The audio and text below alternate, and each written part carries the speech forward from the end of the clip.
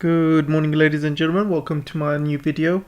My name is AJ and I'm here to talk about Taiwan today. And in today's video, I'm going to be talking whether China would be able to reunify Taiwan by force and whether US and its allies would get involved and what would be the outcome. So I'm going to be discussing this in a military tactics point of view. I'm not a military person myself, but I have seen a lot of videos on YouTube and I feel that they have got it completely wrong. There's a lot of videos on YouTube talking about how China's going to have a lot of losses, they're going to land amphibious ships on the beach and it's going to be like Normandy and they're going to have loads of losses. No, guys, no, this is not going to be like Normandy. You know, China has evolved militarily and their tactics are going to be very different, and we're talking about things like shock and awe, but I'll discuss that in more detail later on in this video. I'll talk about the tactics that China is going to be using. So before I start doing this video, I want to kind of show you this article here on The Guardian. The US must avoid war with China over Taiwan at all costs. This is written by Lieutenant Colonel Daniel Davis, retired. And I think this is the probably most accurate take I've seen of what's going to happen in the Taiwan Strait if there is a war between America and China, and if US gets in the way of China reunifying Taiwan. The most likely outcome would be a conventional defeat for our forces in which China ultimately succeeds, despite our intervention at the cost of large numbers of jets being shot down, ships being sunk and thousands of our service personnel killed. But the worst case is a conventional war spirals out of control and escalates into a nuclear exchange. So that's the main sentence that kind of describes the best case scenario and the worst case scenario that would happen in the Taiwan Strait. It's not just the Lieutenant Colonel's views, this is views across all of Pentagon, and even generals are coming out saying that, you know, in all these war games that the US have been doing over the Taiwan Strait, all of the scenarios, they have come out as a loser again and again and again, every single scenario. Not once they have won. Sounds a bit like Infinity War when Doctor Strange was going through all of these possibilities, and except the difference is he had one possibility where the Avengers win, but in this case all of the possibilities they ended up losing. So I'll explain why that is, and so without further ado, let's get on with the show. So let's compare the military strength of China versus Taiwan Island, shall we? As you can see, in terms of population, China's got 1.4 billion people, while Taiwan's got only 23 million. So obviously that's a huge difference in number. In terms of military budget, you got 252 billion spent by the Chinese, while only 13 billion is spent by Taiwan Island, which is a very small amount compared to what China can do. In terms of active personnel, as you can see, 2 million active personnel, which can go up to 10 million with the reserve.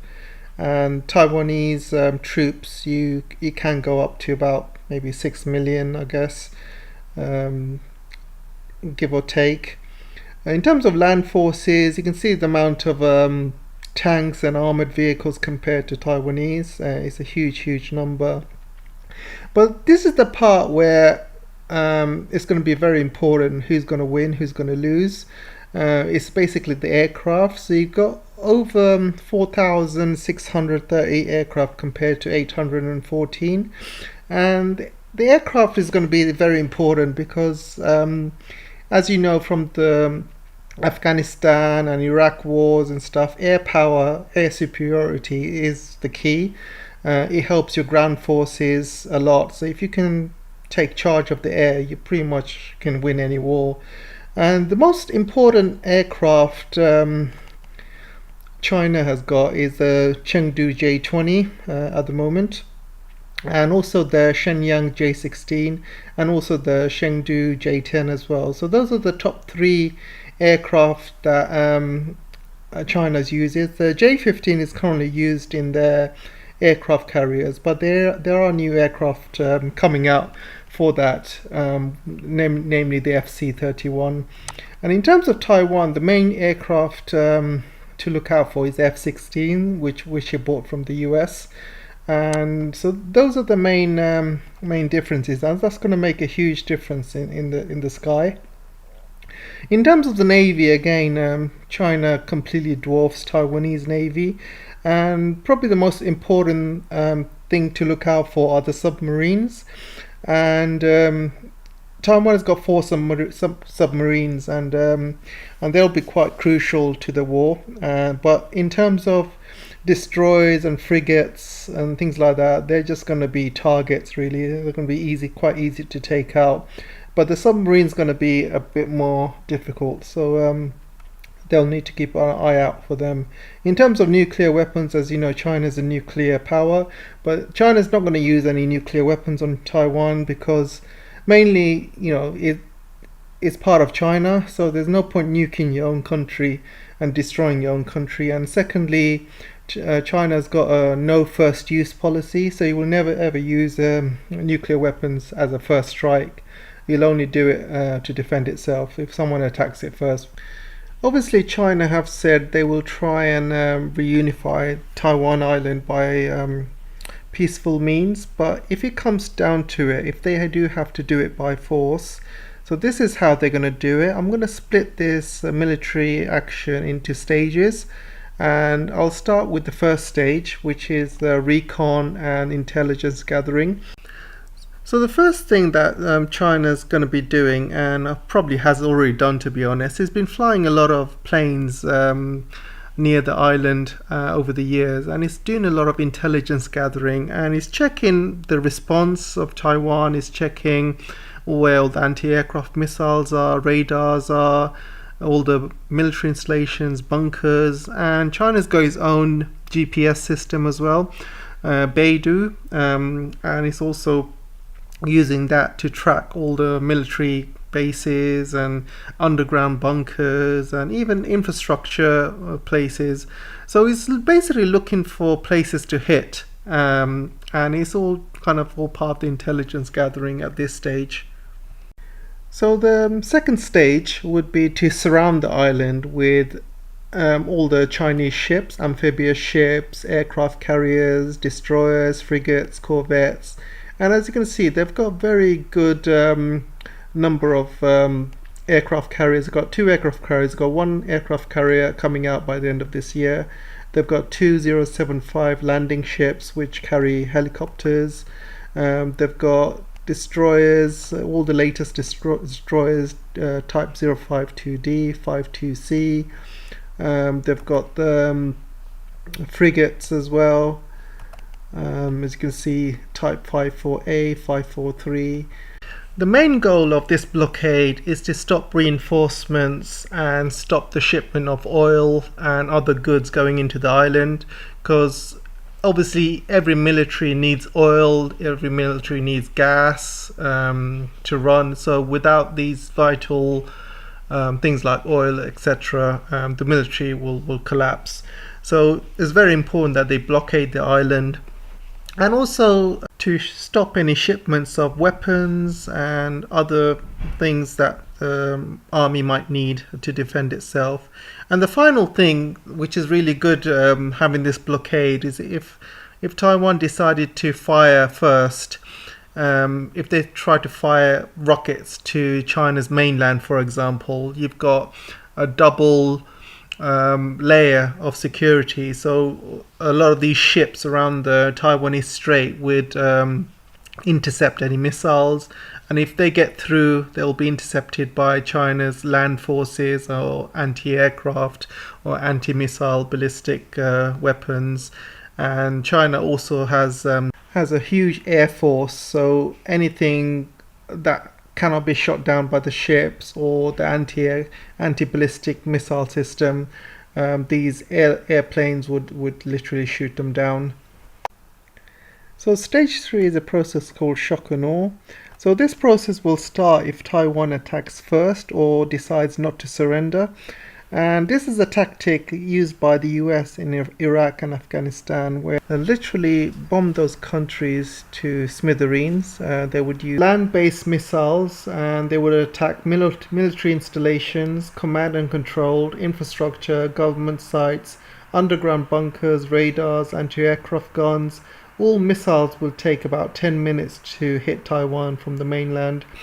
Air bases would be attacked, so Taiwan's aircraft stays grounded, and infrastructure like roads and bridges and rail will be destroyed to stop the reinforcements. Taiwan's navy will also have to be dealt with immediately, and all the ships will be taken down with precision missiles and anti-ship missiles from land and from the air. Only problem would be is Taiwan submarines. They would pose a danger, but not nuclear powered, so they can't submerge for months.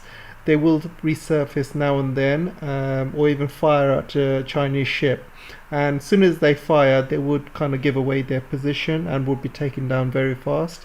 Also, the Taiwan Strait is very narrow and not that deep, so submarines can be located with Chinese submarine hunting aircraft. Vital infrastructure and communications will be taken down also, and they'll be hit by hypersonic Chinese EMP bombs, which would put the island into darkness and will have no electricity.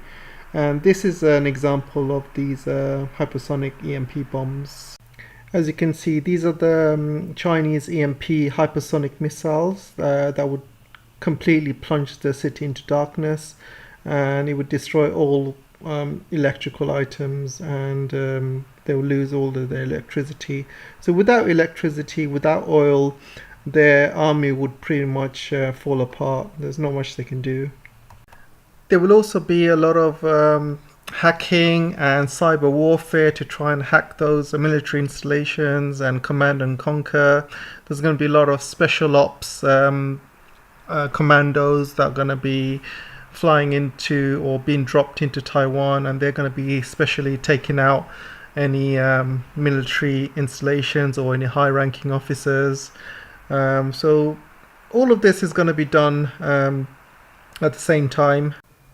Also, while all this bombing is going on, Taiwan's other islands like the Matsu, Kinmen, Dongsha and Taiping Islands are also going to be bombed to smithereens. And 20% of Taiwan's armies are in those islands.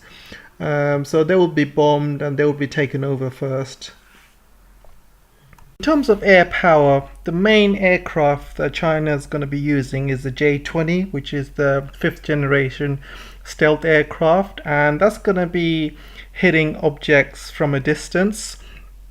And then you got the J-16 multi-role fighter jet as well, which is based on the Su-30 Russian model.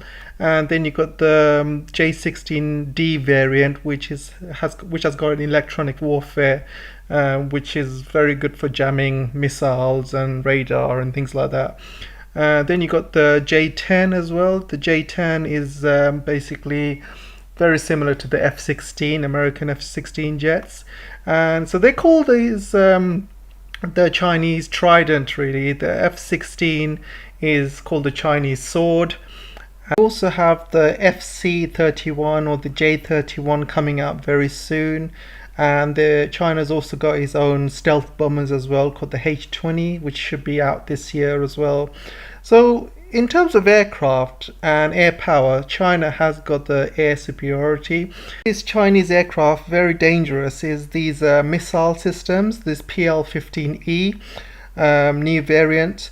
And these missile systems, compared to the American ones, are almost double the distance. So American missiles are AIM, a 120 air-to-air versus the PL-15, and the PL-15 has a double the range of American air-to-air missiles, which means these Chinese aircraft can literally fire from a longer distance, and these American aircraft would be at risk. So what they would do is basically fly a few drones around the sky, flying before the Chinese aircraft. So So what these F-15s, F-35s, what they will do first is destroy these drones with their missiles. And as soon as they destroy these drones, or as soon as they fire a missile, they would give away their position. And once they give away their position, planes such as the J-20 would start firing its long-range missiles and take them out. So that would be the kind of tactic they use. And you can see here from this article, the PL-15 has equated to AIM-120D. There are concerns over PL-15's range, which some believe might nullify the American air superiority. So this is one thing China does excel in. Certain things it's doing it is better than American systems, and because Taiwan uses the F-16, they're probably going to be using the AIM-120 as well. They will be pretty much taken out with that tactic of using drones in front, them giving away positions, and then the J-20 from a distance start taking out these F-16s. Also, when it comes to anti-ship missiles, China has got the DF-21D, DF-26B missiles. DF-21D can be fired from the ground, and in the ships itself, you got the YJ-18 anti-ship missiles fired from the ships. So any ships going around Taiwan will be in serious danger from getting destroyed using these missiles.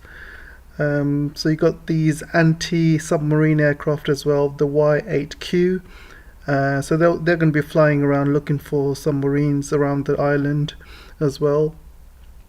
And it depends when this war will start as well. They've also got the FC-31 or the J-31 coming out soon.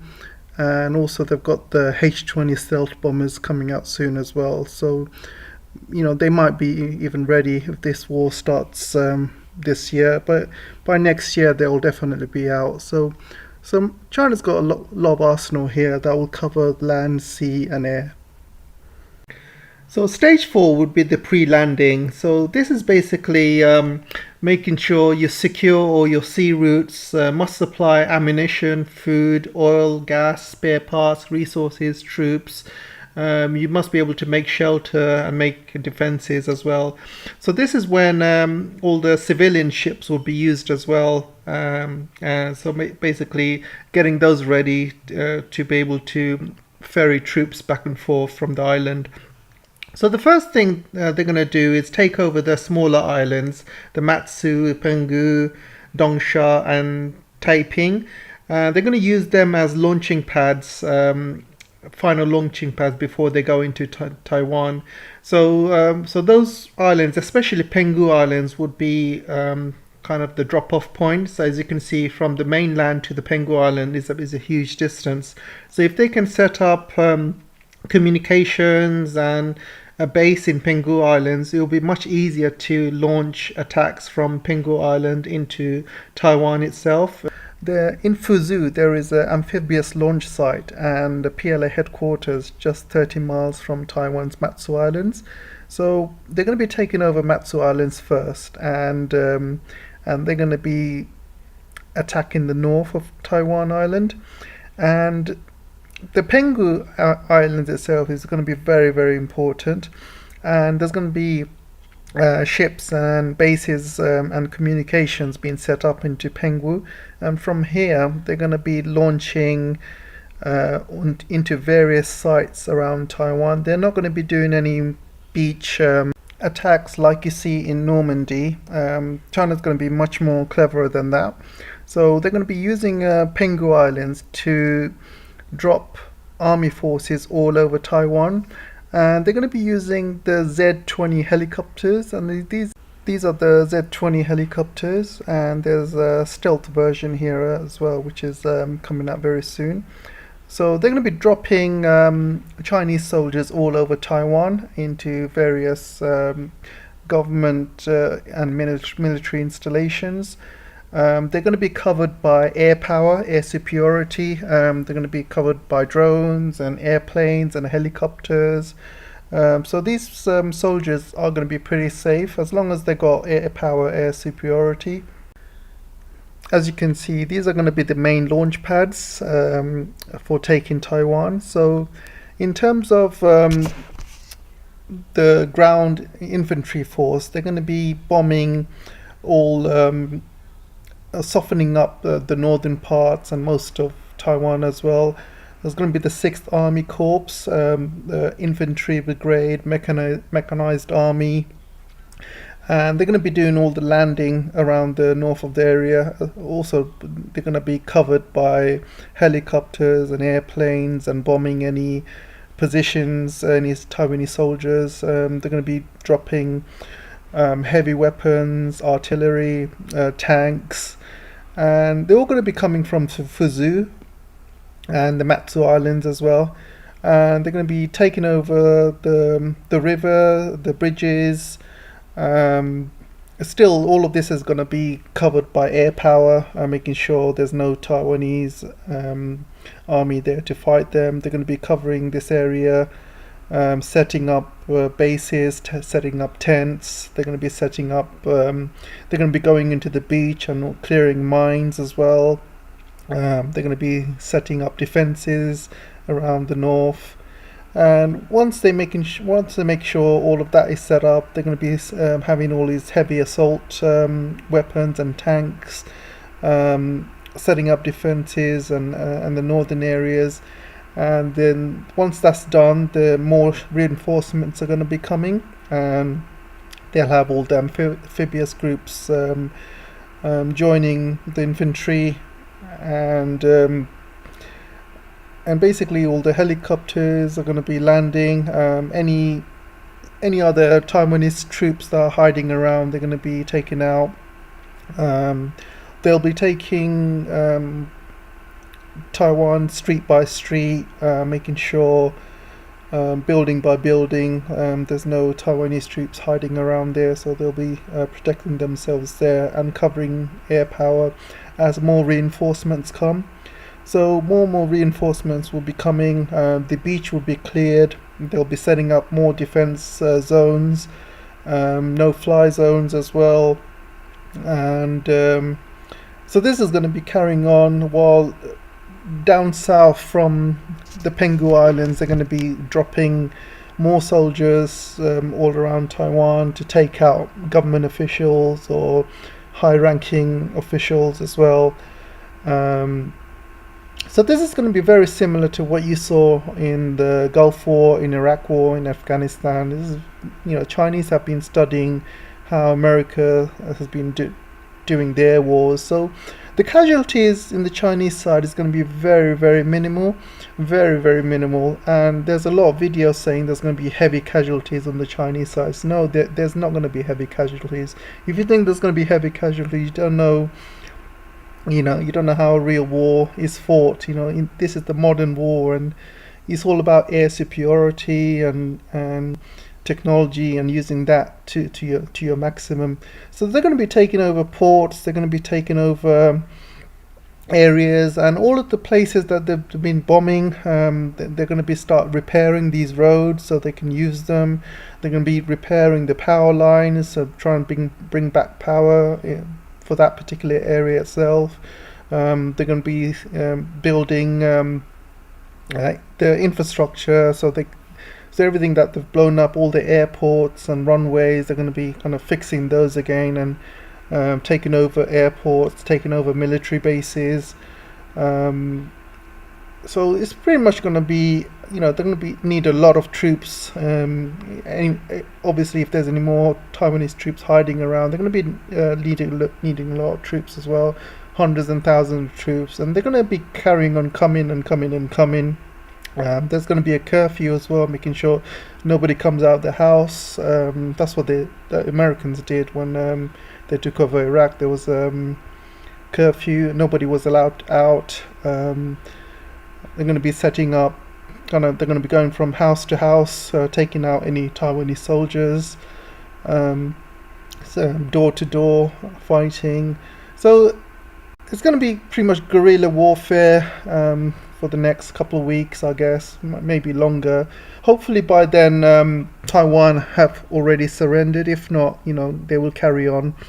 They will carry on fighting. There will be some elements of I guess, guerrilla warfare. But there's going to be way too much Chinese troops. Plus, they've got power over the air as well. So as long as they have air power, they'll have everything under control. There'll be more and more reinforcements coming in day by day, and that's when they'll move out to other cities. They'll start taking up more airfields, more military bases, and slowly from town to town, city to city, they'll be moving out.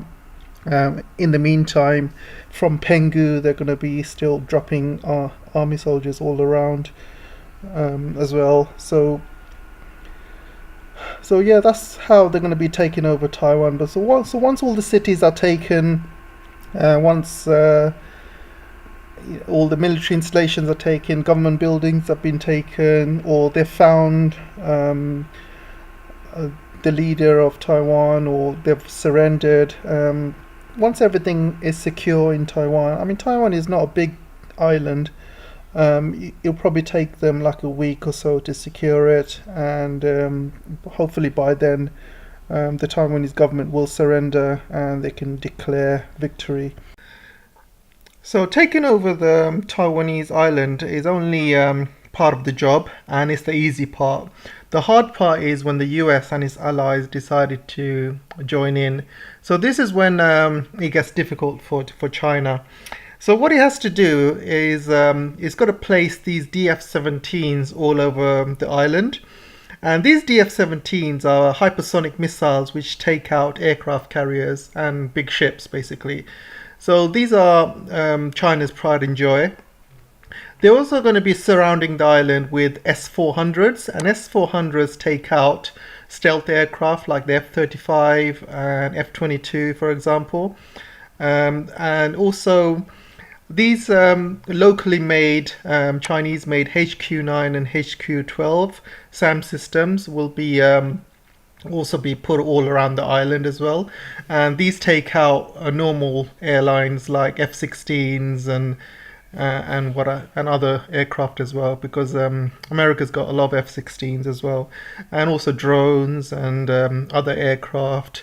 So these complement the S-400, because these are based on the S-300 the Russia made, and the S-400 should complement each other very well. So they'll be placed all around the island, and if America decided to send aircraft carriers, they would be in range of the DF-17 missiles, as well as other supersonic missiles from the Chinese mainland.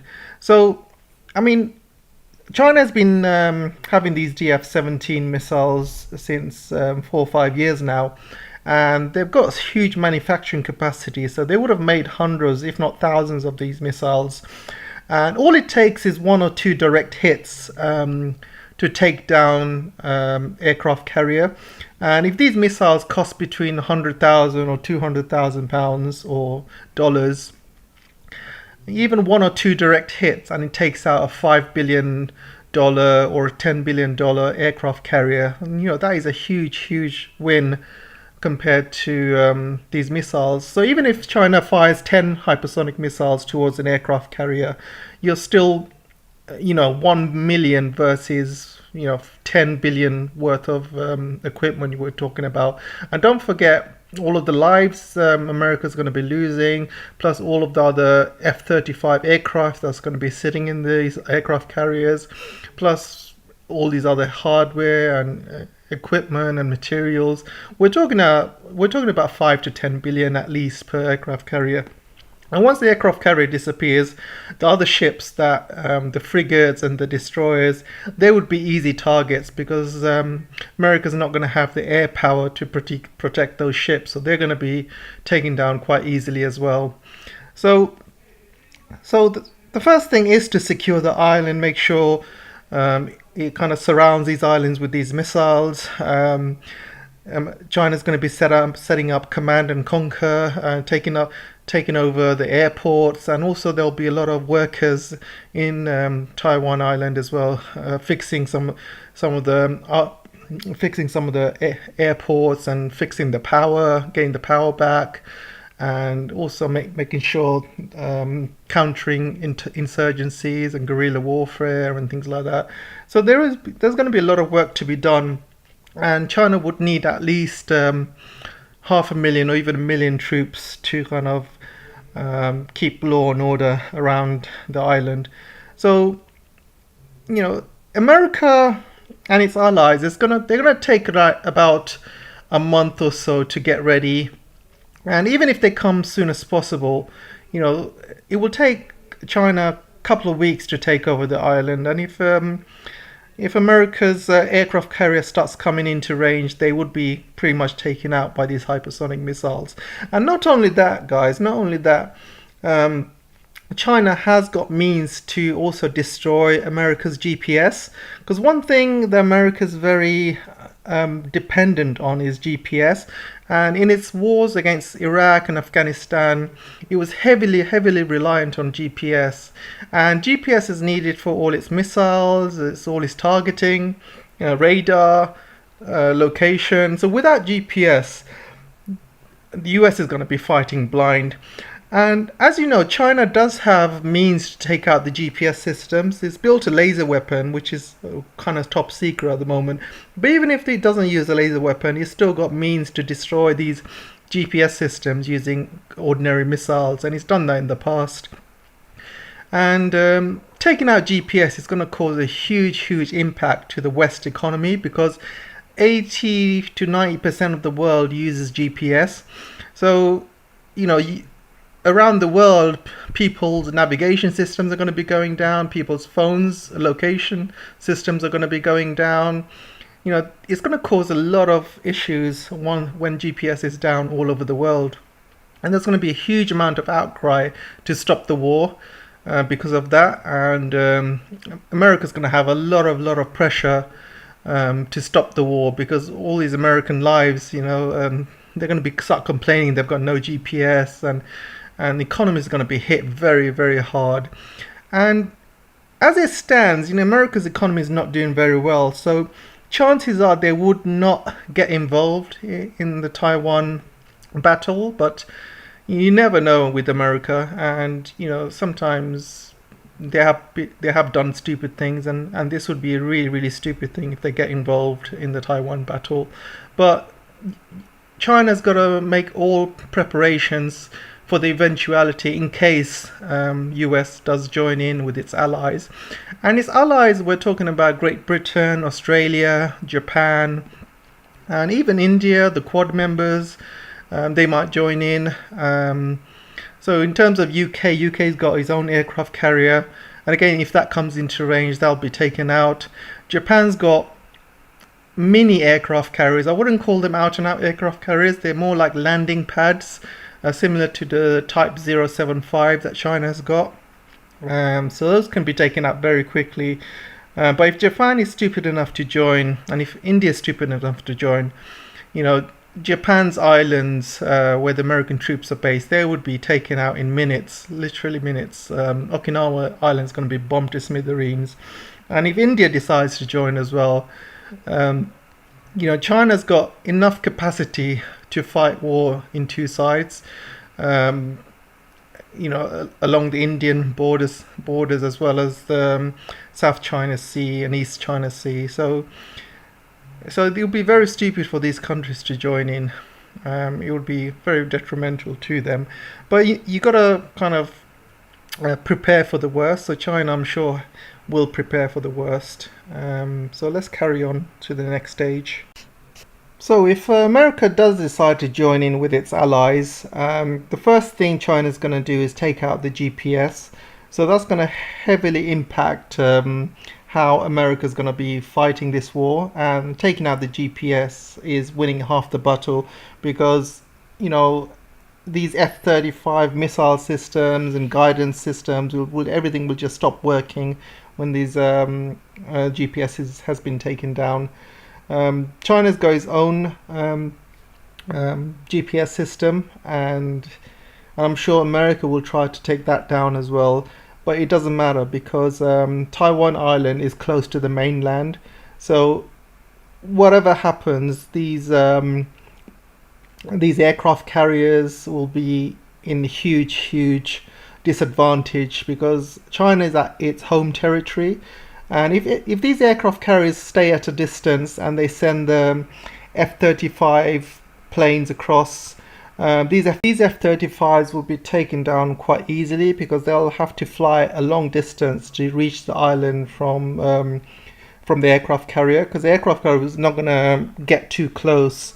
So J-20 stealth fighter is going to be flying around, taking out any surveillance aircraft, and also America does have aircraft which fills up tanks in the air as well. So these F-35s, which have to go a long distance, will have to refuel in the air. So the J-20's role is going to be taking out these refueling aircrafts and surveillance aircraft. Plus, there's going to be a lot of drones flying around the island. So if these F-35s do get through, they're going to have to take out some of these drones. They're going to have to take out close enough to take out any radar stations. And plus, you've got the S-400s as well, monitoring them. So it's going to be very difficult for these F-35s to get anywhere close to the island. And if they do like give away their positions, if they take out some drones with their missiles, etc., they will be not only on site of the S-400s, but they'll be on site for these J-20s and the F-16s, because as you know, their missiles are a longer range than the American missiles, so they can hit targets which not in visible range. So Chinese have got a huge advantage. They've got a home advantage. It's close to the motherland as well, the island. So, and if America does need to bring reinforcements, it's got to send reinforcements using aircraft carriers. And again, they're very susceptible to be taken down quite easily. These hypersonic missiles do travel a long distance, so they're going to have to kind of stay back. Even if they come too close within range, they will be taken out. If any attacks come from Japan, from Okinawa will be taken down by hundreds and thousands of missiles coming from the mainland, and it will drag Japan into war. Japan does not have a really good army, does not have an attacking army, it doesn't have long-range missiles, ballistic missiles. Their systems are purely for defense use only. It's only recently they're changing it to more attacking base, but Japan would be very easy to take down. Again, the hundreds and thousands of long-range missiles would be taking out the island, and if Japan does declare war officially, then Japan will be the first punching bag in this war, really, and the rest of the cities will be attacked as well. And yeah, Japan won't be able to do much back because it does not have the capacity to fight China. Most of its defense budget goes on housing the American armies, 50,000 of them in Okinawa. So it doesn't really have a budget for anything else, really, and it buys really expensive equipment from America, like the F-35s and things like that. So if these F-35s and these ships get destroyed by China, Japan does not have a capacity to build its own. It's got to buy more from America. So Japan will be pretty much out the war very quickly if Japan joins. And the same for South Korea as well. And I don't think South Korea is stupid enough to join the war. And they will probably ask the US troops to leave if US decided to attack China from South Korean shores. So South Korea is not gonna allow that. Because if they do, then South Korea is going to be a massive target, and they don't want that. North Korea is going to be joining in as well if that happens. So that'll be exactly what the South Koreans don't want. So either way, I mean, all these war games America's been doing all these years, and not once they've found a way to get Taiwan Island back from this mainland. And if mainland China does take over Taiwan Island and does reunify it, there's not much America can do, not much Japan can do, not much the Allies can do, to be honest. Because if they come too close with the aircraft carriers and ships, they'll be taken out very quickly. The only danger that China has is probably the American submarines, and they do kind of they are very good. There's quite a lot of them, and so that could be, the ships could be in big danger from these submarines. But luckily, the South China Sea and the East China Sea is not very deep. It's very shallow. Very so these submarines, if they do go in the Taiwan Strait or South China Sea or East China Sea, they would be found very, very quickly. And I'm sure China has got ways to kind of find these submarines as well. They will be doing anti-submarine flybys. Plus, they've probably got underwater drones to check for these submarines as well. And all of these islands that Chinese have built in the South China Sea, I'm sure they have radar and sonar to check for submarines around the area as well. So, yeah, I mean, that's probably one weak point, but I'm sure China can easily overcome that weak point. So now we're getting up to the next escalation point. So if America does not get the island back from China, and its forces are heavily defeated, its aircraft carriers are sunk, so what do you think America would do? Do you think they will declare that, all right, we can't win this war, let's go back? Because I'm sure once the body bags start coming home in America, once they realize the amount of losses they have and the amount of money they're losing, plus all the lives that they're losing, the American public will be screaming for the Americans to come back. Because, you know, Americans are very pro-war, but when the war starts and suddenly lives are lost and money is lost, then they want troops to come back. So they were very pro-war when it came to Vietnam. But as soon as, you know, body bags start coming home, people are like, no, I don't, you know, I want our troops to come home. Why are we fighting all the way in Vietnam? What have the North Vietnamese done to us? You know, so it's gonna be like that. It's gonna be like Afghanistan all over again. So America doesn't have the will to take this to long distance, but China does. You know, this is part of China's 100-year humiliation, and taking back the island will be an end to the humiliation that China had suffered for the 100 years. And that's basically, you know, China has the will to reunify Taiwan if forced by necessary.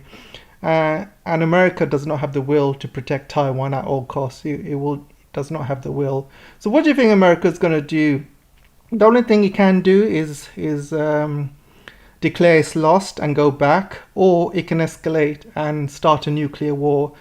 And problem is, if you're going to start a nuclear war, the countries most in danger first is Japan, Korea, Australia, UK, and I believe they would be taken out first. They would be taken out very, very easily by the Chinese, and then the Chinese would start firing long-range weapons into America. And if America does use nuclear weapons into China, Russia would get involved, because, you know, throwing nuclear weapons into China, the radioactive waste and radiation would go into Russia, so Russia would have to get involved, because that's like attacking Russia with nuclear as well.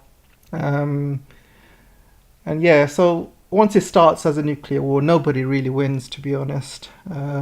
China will take out America's allies first, then they will come for America afterwards. And China is a big country, so America will have to throw a lot of nuclear bombs at China. China would probably stop most of them, but not all of them.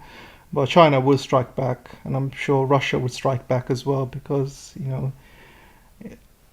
throwing nuclear weapons at China, Russia, near Russia's borders, you know, Russia would get involved with that. So yeah, nobody really wins. But this is how the war is going to be going, really. I hope I've given a comprehensive guide on how this war is going to go, and I hope I've given as much information as possible. I hope you enjoyed the show.